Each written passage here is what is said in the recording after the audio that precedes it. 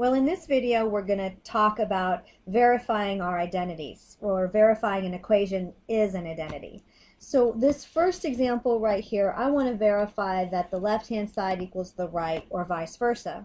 We've been talking so far, or learning, that when we do these types of things, let's try to take the more complicated side and turn it into the easier side. So the left-hand side looks more complicated. I'm going to see if I can rewrite the left-hand side so that it looks like the right.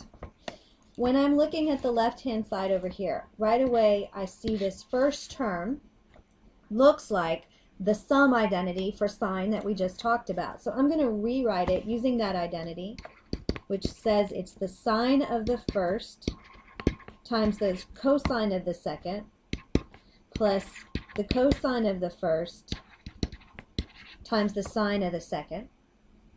Now the second term here is again the difference identity for sine, so let's rewrite it using the sine of the first cosine of the second minus cosine of the first sine of the second.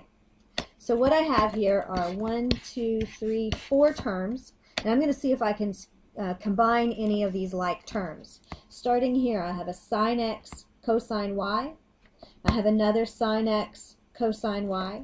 So I have a total of 2 sine x cosine y, so they're gone. Now I have a cosine x sine y minus cosine x sine y, so that's gone. All this leaves me is 2 sine x cosine y, which is what I wanted to try and turn it into, and sure enough I did. So that one's done. Alright, not bad. Let's look at another example then. This identity says the cosine of alpha minus beta over the cosine of alpha sine beta. And I'm saying that that's equal to the tangent of alpha times the cotangent of beta. So again, in this particular case, the left-hand side is actually more complicated. Let's see if we can rewrite this in terms of the right-hand side over here. So right away, I notice that the numerator has something that I can apply the cosine identity, the difference identity for cosine of. So I'm going to rewrite the numerator so that it looks like the cosine of alpha times the cosine of beta. Remember, that's what the difference identity for cosine is, plus the sine of alpha times the sine of beta. And all of that's over this common denominator, or this single denominator, cosine alpha sine beta.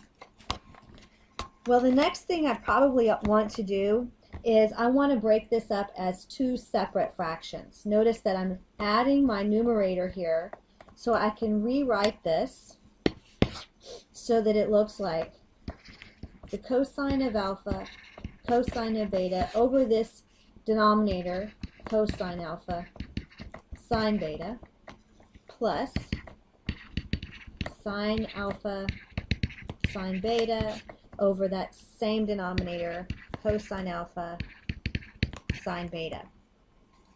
Well, now that I have it written as 2 separate fractions, notice that this fraction right here is all in what I would call factored terms. Something times something and something times something. In other words, that allows me to cancel or get rid of common terms. So this cosine and this cosine of alphas cancel or reduce. And I can apply that same concept over here where those are similar, so I can cancel them. And that leaves me with just cosine of beta over sine beta plus sine alpha cosine alpha. In other words, I have cosine and sine with the same angle measurement. And over here I have sine and cosine with the same angle measurement. Well, I can rewrite cosine over sine as the cotangent of beta, and this one is going to be tangent of alpha.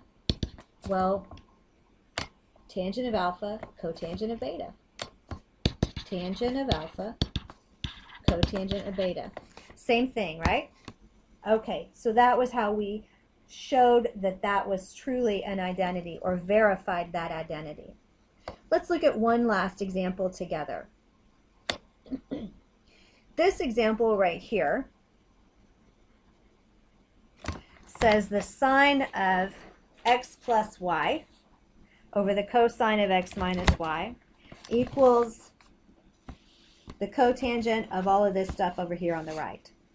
So let's see how we can verify this identity. Remember, we're trying to determine which of these two sides is more complicated. It turns out that the right-hand side in this particular case is more complicated.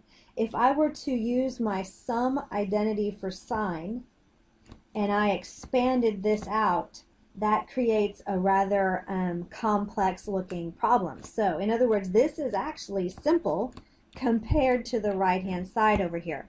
So having determined I'm going to start on the right, and I'm trying to take cotangents and rewrite everything in terms of sine and cosine, then let's use that idea. So everywhere I've got a cotangent, I'm going to rewrite it as sine and cosine. So this term is going to be the cosine of x over the sine of y plus the cosine of y over the sine of x. In the denominator, I have 1 plus the cosine of x sine of x times cosine of y sine of y. So it looks more complicated, but we're going to do something to make it not quite so ugly. Remember, in a previous video here on this same section, we talked about a complex fraction like this and how we got rid of the denominator. Notice here I have a sine, and then I have sine x, sine y in the denominator. Now this is sine y and this is sine x, but at least they're all in the same function, right? They're all sines. So let me go back up here and show you what we did using actual numbers. Okay, it's over here.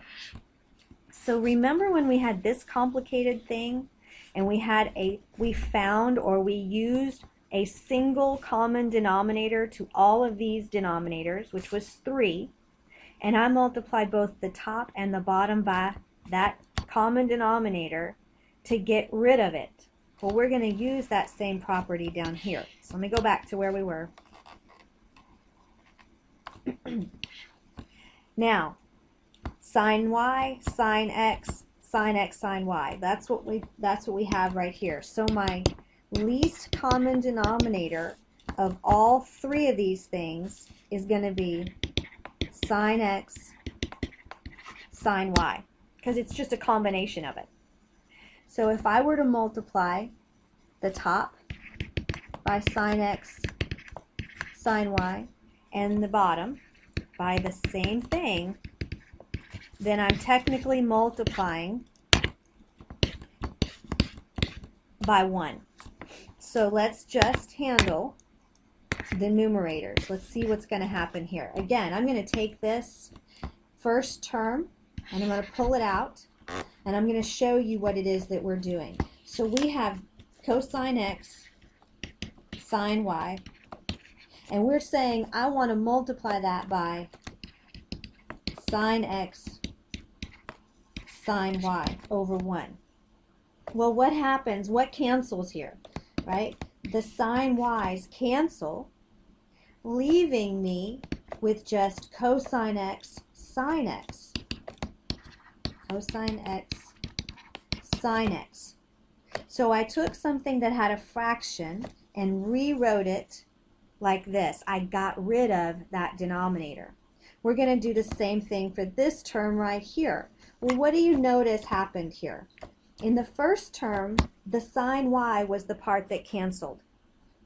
So if that's what cancels in the second term, only it's the sine x, okay, my sine x's will end up canceling, then I'm going to end up with cosine y, sine y. So let's rewrite that. Plus cosine y, sine y.